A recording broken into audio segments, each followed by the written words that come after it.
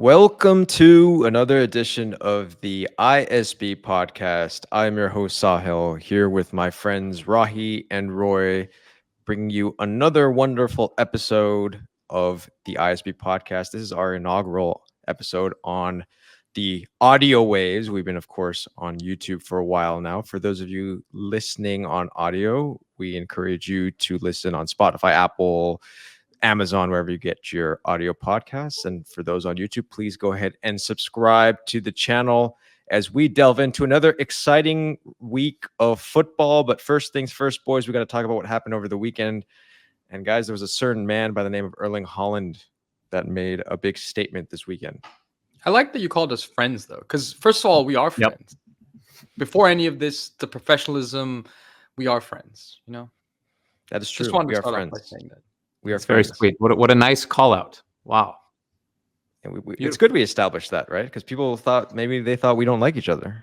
No, we do. We do like each other. We do certainly like each other. Might Speaking seem of, like we don't like each other a lot of times. And a lot of times it's true. But it always goes back to friendship. Right. We argue a lot, but we are friends. Yes. That is true. Well, there's no arguing with one thing, and that is that Mr. Erling Haaland is on fire, boys. On fire. Another hat trick this weekend for Man City. I don't know. I mean, have we seen something like this before?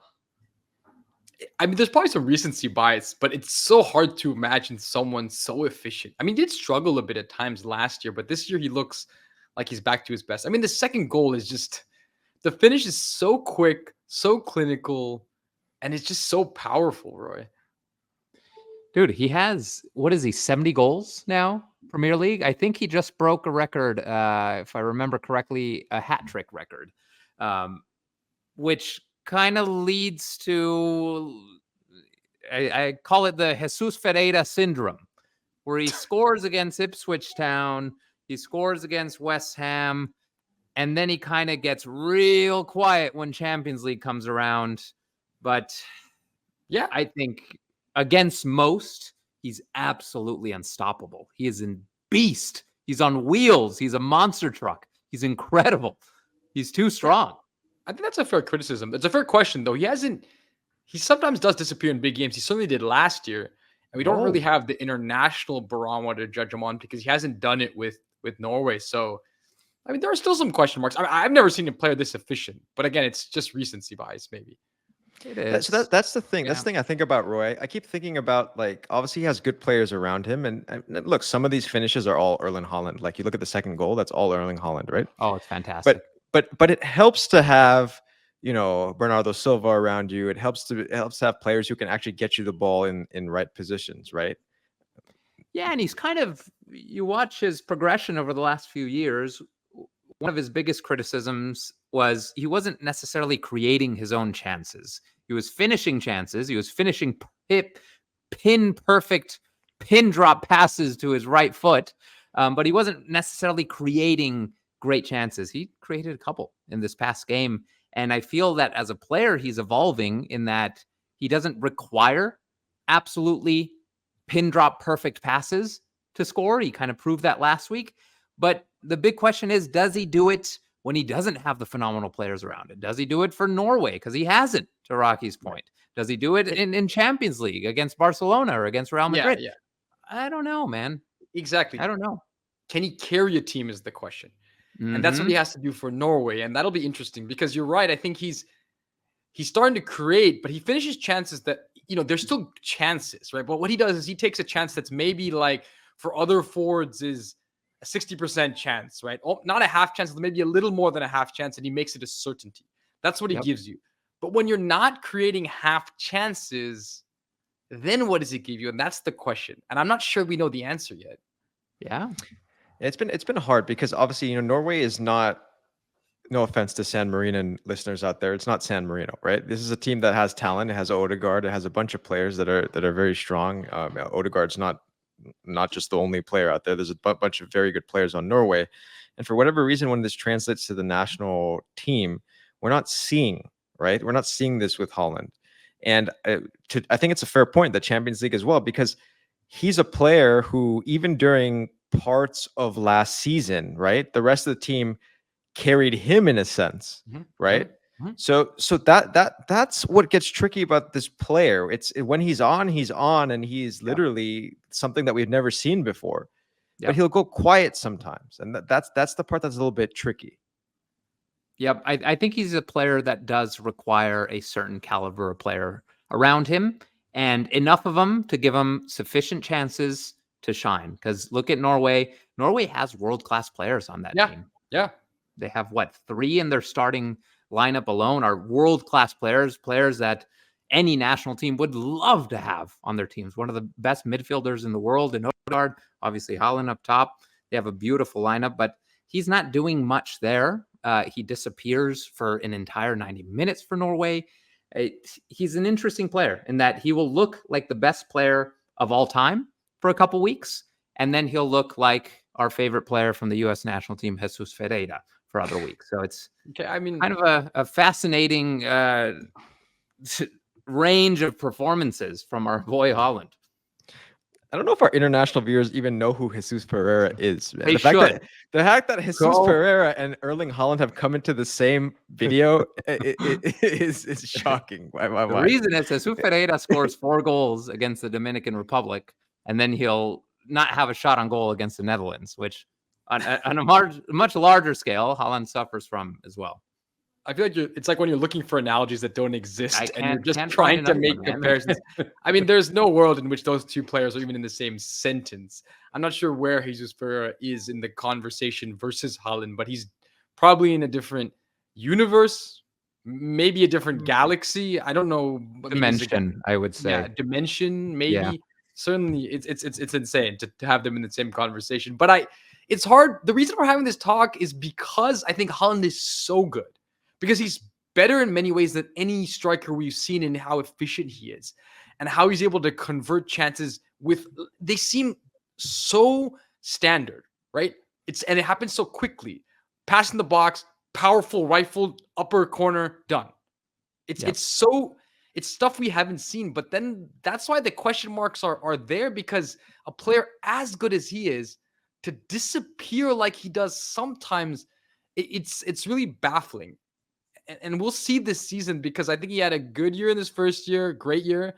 Last year, he disappeared at times. Now it's the third year. This is where we shall see. Yeah. So I think let's see how Erling Haaland does moving forward. We'll keep a close eye on him. But of course, for those who haven't, something just fell off of Roy's wall just now. That's a good segue. That's a good segue to what we wanted to talk about. What we want to talk about next. That was Erling Haaland against Real Madrid, basically, right there. He just falls off disappeared. He was there, and then suddenly you feel that's what it was. Damn, it's Erling Haaland practicing. He lives next door to me, by the way. Erling Haaland practices against this dividing wall. He'll shoot against the wall. And he keeps knocking my crap down. It's unbelievable. Okay. So annoying. Yeah. All right. I think that's a good place to move forward. So our next topic of the day, as Roy's Galaxy scarf falls into the abyss, is MLS. Speaking of ditching stuff, our good friends from the NWSL got rid of their draft. So boys, should MLS do the same as Roy has recovered his scarf? Roy, I saw you were at an Angel City FC game. Is that right? Recently? I went to my first Angel City FC game in the den of sleazy players, which is LAFC's team. But Angel City was a blast. It was so much fun to watch. I got to see Sidney Leroux score in the 91st minute to win the game for Angel City, which is pretty awesome. It's amazing to see Leroux and Christian Press. I think I knew they played for Angel City. I'm kind of ashamed to admit that I maybe did not, but it was just fantastic seeing legends there. That's why we don't have Roy on the US. That's why, yeah. And, give it a few months, Roy. We give it a few months of Angel City games, and you're coming on, right? But how was the fan experience? I'm intrigued, because was it your first NWSL game? Yeah, first one. So I took my wife with me. She absolutely loved it. She got kind of emotional because she hasn't seen a professional women's soccer game. Very recent that we've had NWSL. We used to have the LA Soul with Marta. I don't know if you guys remember that. But the fan experience is very different from an LAFC game or an LA Galaxy game, in that people are just, Galaxy fans are friendly, but they were just so friendly and just there to have a good time. There's tons of kids and the supporter section is like jumpy and smiley and great times, and a player gets injured and no one's yelling at him to get up and cussing at the ref or anything like that. They even cheer for the opposition sometimes, which was kind of nice. When an opposing player gets up from a head injury, everyone claps, which I think is good manners. So I appreciated that. It was nice. I don't think it'll have the supporters culture of MLS, which is more rivalry focused. I don't feel rivalries brewing in the same way, but I think that's a good thing. I think it's nice to have an environment where you could go and have fun and bring your kids, and everyone's going to have a great time. Is it more fun than a Galaxy game? Because let's be honest about the Galaxy fan experience. It's not great. It's good. What do you mean it's not good? You haven't been to a Galaxy game in 20. You haven't been to a Galaxy game since the reason Rose for that. Bowl. But I think that brings us to the topic we're talking about now, is that the NWSL has made some changes, and they made some changes that I think the MLS should have made, hasn't made. And I wonder, boys, if the NWSL is thinking bigger than MLS, because NWSL, by ditching the draft, has moved to a more European model, right? They've mimicked the European clubs. So are they seeing what MLS isn't seeing, which is soccer is, needs to, in order to thrive in the US, we need to think about how it thrives across the world. Yeah, before moving on, and I'll turn it over to Roy in a second. But we did put out a video there for those of you who are watching on YouTube about the specific topic of NWSL ditching the draft. So just to kind of summarize it for those who have not seen that, is essentially to make themselves more competitive with the European leagues and allowing players to go the top level talent, to attract top level talent. NWSL has ditched the draft. So of course, our most ardent supporter on this particular panel, maybe in the history of MLS, the most ardent supporter. What a title! Is Roy? Oh, Roy, our boy Roy over there. So Roy, what do you think? What do you think about this for MLS? It's a hard one. I mean, look at the players we've seen come through the draft. I mean, Dempsey, Altidore. I mean, Gyasi Zardes, my guy, man, incredible. Recently, what was it? Last year's draft, we saw Bombito, who just made a massive move to Europe and superstar for the Canadian national team. There's been so many incredible players come through the draft. U.S. national team stars have come through the draft. There's a beauty to how unique we are as a nation, where you could get an education and become a professional soccer player. I think that's very American. There's something super American about that. But we are growing past this stage in MLS where a player who spends 4 years playing 3 to 4 months out of the year can then leave that environment where they're never playing. They're resting for 7 months out of the year, not prioritizing soccer, and then coming and going into a professional environment. You're talking about college, right? You're college soccer is a disaster. It's not reflective. We're beyond the point in this country where our best players should be playing in college, right? And the system right now still pretends that those players are going to come from college, and they aren't. The draft is designed for college players to make pro, right? That's what they do in football, American football, in basketball. But the best players aren't coming through our college system. So why do we have this draft? They're not. It's for the beautiful stories. People want to build soccer from the grassroots stages. And to do that, to get a player coming out of UCLA, to get a player coming out of Syracuse, to get a player coming out of Columbia, who then becomes a star for the national team, that builds soccer at the college level.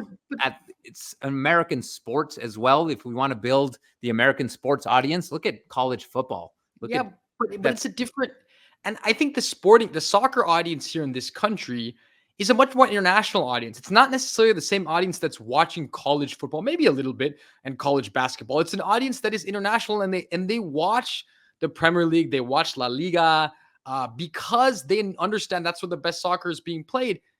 I don't think they are under any disguise about the fact that college soccer here isn't good. True. It's not. The product is not good, Roy. I mean, when's terrible. The last time you watched a college soccer game in full? I mean, you probably watched a little bit, but not in full, right? I watched some, okay. And it's low level. The divide between college soccer and MLS is absolutely monumental. It's such a drastic difference. But I think you're mistaken, and I think from a marketing perspective, from a fan growth perspective as well, I don't think the average MLS fan or the average target audience for MLS is the La Liga fan, is the EPL diehard fan, is the Arsenal supporter I for think life. it is. I think they're maybe looking at that, but they're also looking at the American sports fan. They're looking at the college football fan to convert them to a soccer fan. They're looking at the people who support their local hockey team, their local NBA team, their local MLB team, and converting them to soccer. So I think that's just as much of a priority. Getting rid of soccer, you get rid of that pipeline of not only players, but fans. But guess what? But those are the same, because when you and I grew up, we're a bit old now. We, in our classroom, let's say second grade, no one else was watching soccer, right? Nowadays, and even in college, high school, very few, like some of us that came from international backgrounds, children of immigrants, we were watching soccer, but a lot of people weren't. That's changed, Roy. Even those people you're talking about who are watching American football, college basketball, college football, hockey, they all watch soccer, but they're not watching MLS. They're watching Manchester United, Liverpool, Arsenal. They all have teams, Chelsea, Barcelona, Real Madrid, right? Borussia Dortmund. They all have teams. There's a reason these teams are so keen to get American players, because they understand they have a viewing audience in the US. Times have changed. I don't think I got an answer from you guys. So is the answer yes or no? What are you guys each saying? Like, should they ditch it or no? I mean, just looking at this past year's draft, I had to refresh to see who got picked in the top 10. You look at the top 10 and not a single player in the top 10 of the draft is doing really anything. But Tyrese Spicer for Toronto was the number draft pick. He has like 1 goal for Toronto. Frederick, Colorado. There's a list of nobodies. I'm going through the list. It's going to take me a while to find one. This doesn't sound like a yes or no answer. It's a no. I mean, there's no... In the past couple of years, Bombito's won. There's a few that have come out of the draft who have gone on to do great things. So wait, you're saying yes or no to get rid of the draft? I'm saying no to the draft. I don't. Okay, think so they should get rid of the draft. So MLS should do what the NWSL has. Yeah, are you in agree? Are you guys in agreement, Rahi, or what? Yeah, no, I am in agreement, because I think fundamentally, I think Ashana said this on another episode, but she said that, she said NWSL is American, but fundamentally soccer is not, right? It's European and it's international. It's South American. It's from all over the world. And we have to realize that we're the only league in the world that has a draft. Yeah, I agree with you guys. I agree with you both. I think they should ditch. They should ditch it, just like the other scarf has fallen off Roy's background. No. You didn't even notice, but no, it's gone. It's all gone for those. And that's a good point where I can remind our viewers on YouTube, please subscribe to the channel as we continue on in the podcast. All right, boys, we're talking international. Let's go international now, because international break, my favorite time of the year. Well, it's what this is named after, right? It's the international break. That was the name of the show. Well, everyone while all those Liverpool fans or Barcelona fans are complaining and saying, I don't want our players to get injured on international break, we can all enjoy it while our countries play, which I think is a beautiful, beautiful thing. And so, boys, I'm going to ask you, as the fans out there and the viewers are deciding what to watch or what to follow, what are we all watching? The game that we're the most excited about this particular week. I think, Rahi, let's start it off. Why don't we start with you? Like, start with me? Okay. Defer to us, and then you get to choose your answer based on what we say, and you come up with the perfect answer. But I want to hear your answer. Okay. He sounds the smartest for that. He gets two smart guys talking first, then he gets an even smarter answer. It's one of the... All right. So, boys, here we go. This is a deep cut a little bit, but not so much for our Asian viewers. If it's like, because it's a big one. It's a big one coming up. It is Saudi Arabia versus Indonesia in the next round of the Asian World Cup qualifier. So why am I picking this match? Well, there's a lot of interesting storylines involved here. So what we got is Indonesia. Rahi, of course, we watched them play during the Asian Cup. They played pretty good. Pretty good. We didn't go to Indonesia to watch them play. No, we didn't go to Qatar to watch them in the Asian Cup, but we watched them. Their games, and they actually are pretty good. And they have a wonderful young starlet, or star player, I should say, who just recently made a big transfer to Oxford in the championship. So he, of course, is Marcelino Ferdinand. And let's see how he can do, a 19-year-old who is supposed to be the next big Asian star. So he's, of course, playing for Indonesia. But the one thing I've seen, Indonesia is yet to record a major victory over a top Asian national team, right? So they've done, they had some good wins during in the build up to the Asian Cup and as well during the Asian Cup, but never really kind of get over to able to get that big victory. Now's their chance against Saudi Arabia. That's an interesting one you've chosen, because you're right. I think it's a big moment for Indonesia. It's a chance for a team that's on the come up to show that they've arrived, and to do it against a team missing their talismanic manager, Bernard, no longer the manager of Saudi Arabia. Of course, Yeah. Roy, you know Saudi Arabia well because it's a team that beat Argentina in the World Cup. So is this the same Saudi Arabia team, or is this a team that Indonesia can punch above their weight and beat? I'm not sure. It's a good question. Well, their talisman is, of course, the guy who Roy remembers very well, Al-Dawsari, who scored against Argentina, the game-winning goal against Argentina, and he continues to be a top player, of course, for the rival squad of Cristiano Al Hilal. So, I don't know, Roy. You've been a big fan of Saudi Arabian football and stuff. So now's the chance to kind of see. So in all seriousness, though, how good do we think Saudi Arabia is? That's kind of where I wanted to go with this, because is there any shot? Does Indonesia have any shot, or has Saudi Arabia elevated now to basically that top level, that top tier of Asian football? That was a question, not a statement. Yes. No, I'm thinking about Indonesia it. has a shot. For sure, they have a shot. No one in Asia is invincible. We've seen that. We saw that in the Asia Cup. The Korea came in as favorites, right? The most talented team probably in Asia, and they didn't do well. Japan the same, right? So I don't think anyone's invincible in Asia. We've seen that time and time again. Anyone's beatable. That's my take. Saudi Arabia has only lost in the last. They only lost the match to Jordan, of course, who are runners up of Asian Cup. But even that match, they got eliminated in the Asian Cup. They lost to South Korea in penalties, so they didn't lose actually in the run of play. So I don't know. I mean, and the league's up. There's a lot of good players in the league, Roy. A lot of Where's the game? Where's the game? Saudi Arabia. In Saudi. Yeah. Saudi's interesting, and they're one of the only teams in the world. I think 99% of their roster plays in the domestic league. Yep. Literally 99%. I think they have one player. Who is it? It's the Roma guy, Abdul Hamid. Yeah. I think he's outside back, center back. He's 25. But they have one Roma player. The rest is pretty much evenly split between Al Hilal. I think they have 8, 9, 10 players from Al Hilal. They have Al Ittihad, Al Nasser. Al Nasser is almost half their roster. So these guys play with each other every single week. They know each other well. They play against each other every other week. So there is strength in that. There is a tremendous benefit in that. As we all know, chemistry matters for anyone that's played soccer before. Doesn't matter if you have the 11 best players in the world playing on the team. It matters how well they get along with each other, how well they play with each other, how well they know each other. So if you put a good coach on that team, which they have, and you get these players who play with each other constantly, they could do some damage. I think Indonesia has no chance. To be honest, Indonesia is not a powerhouse by any means. They're not even close to as good of a roster as Saudi Arabia. It'll be a real underdog victory. It'll be heroics kind of thing. But yeah, comparing the two teams, one is drastically better than the other.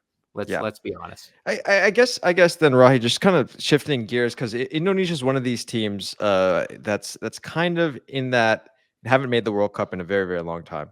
But they're one of those teams that's kind of right on the cusp, I would say, kind of like, right on the cusp.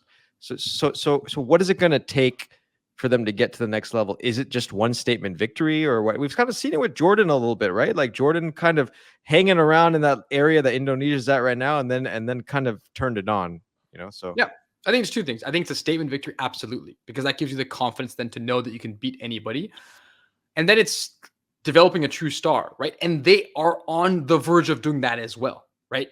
So those two things taken together, if they can get themselves a big victory in this round, right? Even if they're not able to get out of the round, if they're able to get a big victory, it'll go a long way because they have a budding star.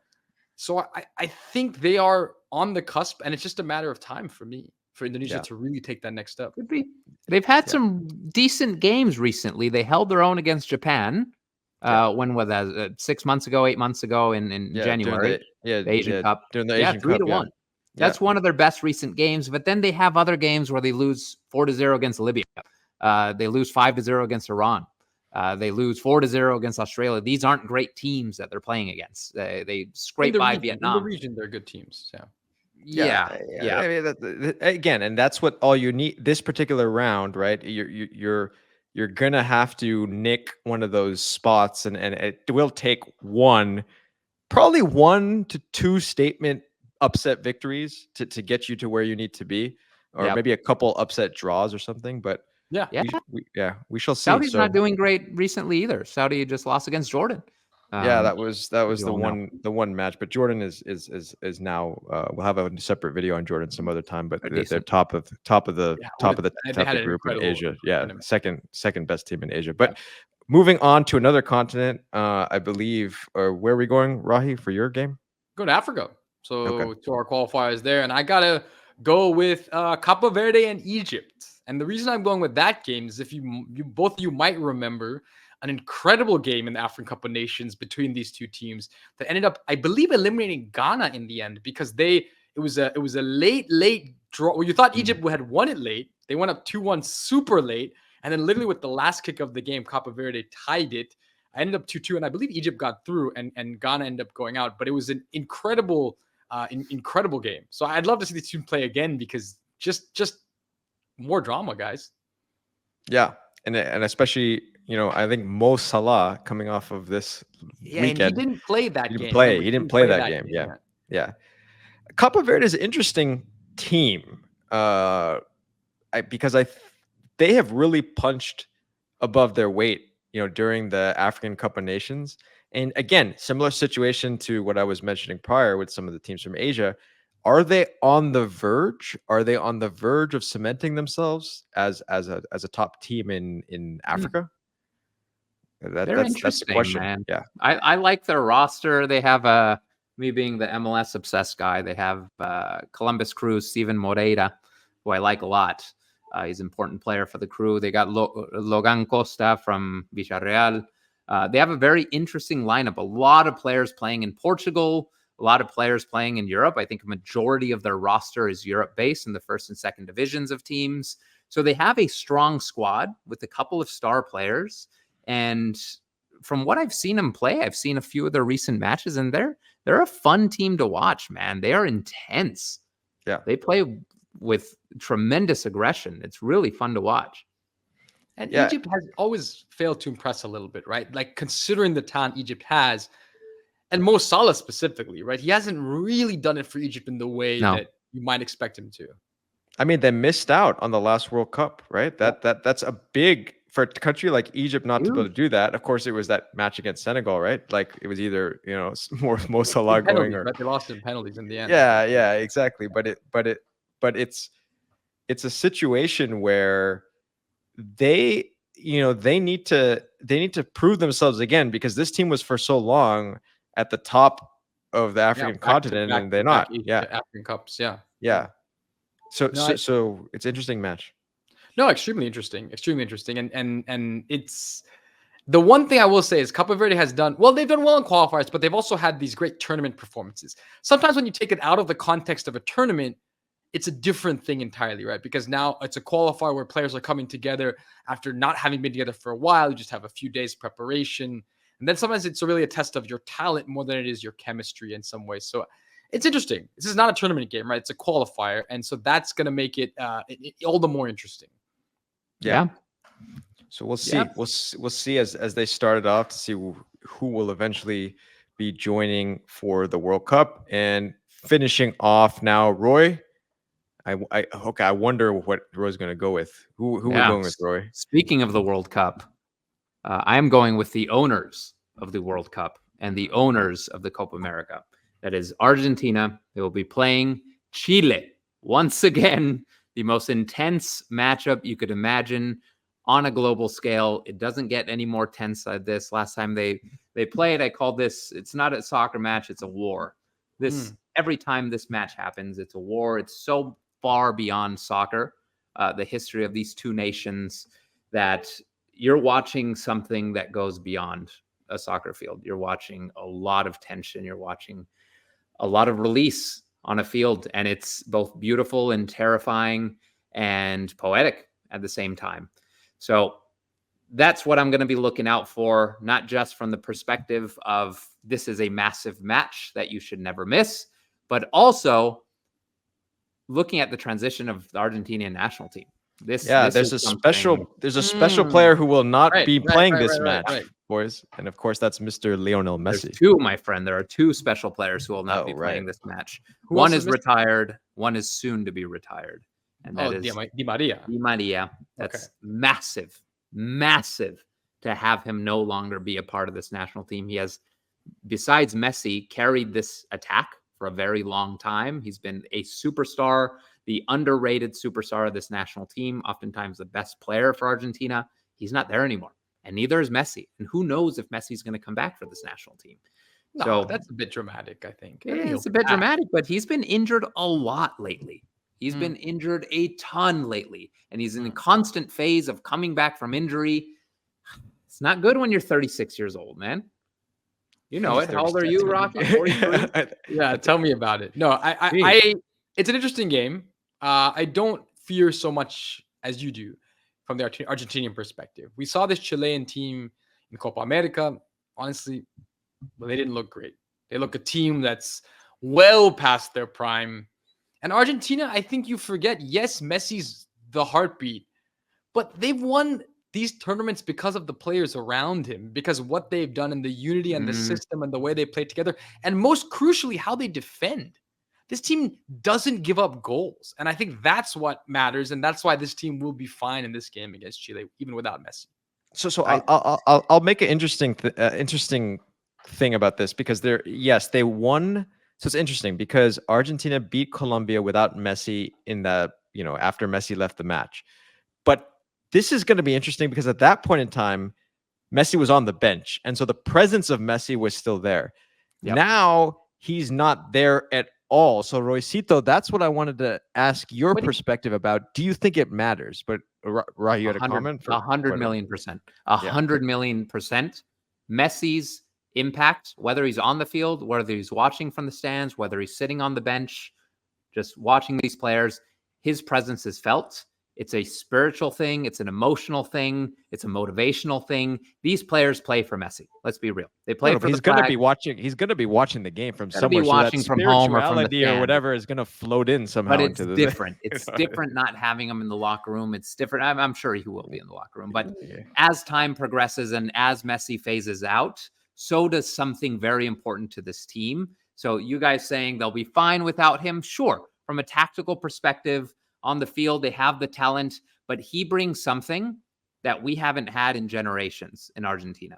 Of course, but it's that motivation, that spiritual enhancement. But Roy, he's not a vocal leader, number one. So they're not going to miss any vocal presence on the field. He's never been the vocal leader of this team. But the other thing I think, and this is the problem, is this narrative about Messi, which of course is fully deserved, and he is the greatest player that's ever played the game. The challenge is it takes some of the credit away from the rest of this team and how good they've been over the course of these three tournaments. That the role they've played has often been undersold to you. And it's told to you that Messi is the reason they've won these tournaments, and he's the only reason. He is the reason, but he's not the only reason. I agree. I think that's a fair point, because now it's going to be up to these players. Okay, now can Dibu, can DePaul, can these guys prove that, okay, they can take this team where where it needs to go? I agree with they've proved it in a sense, but to Roy's point, like there can always be this narrative that said, okay, well, Messi was still with the team.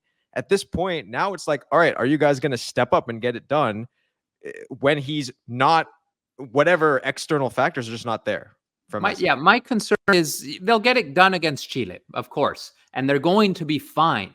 But are they going to continue being the best team in the world without that inspiration, motivation, the spiritual thing that Messi brings, the emotional thing Messi brings? Are they going to be the best team in the world? Are they going to fight for each other in the same way? I don't know. It's going to be hard. But one thing that nobody here has mentioned about this Argentina team going into this, there are a couple of very, very interesting names on the roster this time around. One in particular, well, one for me as an MLS aficionado, there's Tati Castellanos, which is New York City FC's star forward. He made a move to Girona. He had a rough start in La Liga, and then he's been killing it for Lazio. So that's one. And then the return, you guys know who's back? I think you guys know who's back for the national team. Can you guess? Who we got? Give us a position. I'll give you a hint. He's been ostracized for a while. He's a player that should absolutely have been there over the past 10 years. Dybala. Oh, he's my favorite. I can't honestly. Dybala. I never understood the hate that I felt was directed his way, or the lack of respect. I think he's an incredible player, and just because he plays a similar position to Messi, I felt that he got a little bit of the short end of the stick.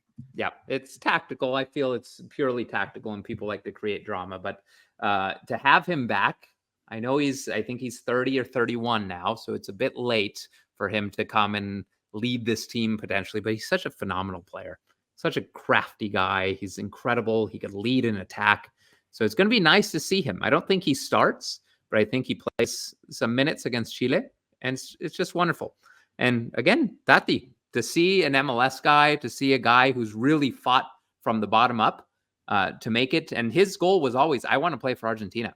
I want to play for Argentina one day. And people would laugh. He's playing for New York City FC. Like, what the hell? Your path is way too long. You got players playing for the biggest clubs in the world. You got Messi to compete with, and he's made it. He's got his call up that he's always dreamed of. He's been talking about it for 10 years. It's incredible to see. Yeah, that is one quick thing before we finish here is Chile. We haven't really talked at all about Chile. We said they're past their prime or whatever like that. We don't need to. I mean, Roy being a resident Argentino, we do need to, because we probably have some Chileno listeners out there. How do they get back to at least somewhere closer to where they need to be? Yeah, Roy, have you ever had the dish chile con carne? I've had chile con carne, yeah. This Chile team is chile sin carne, would you say? Oh, that's so good. That's so good. That's kind of good, right? Yeah. What a brilliant joke. My goodness.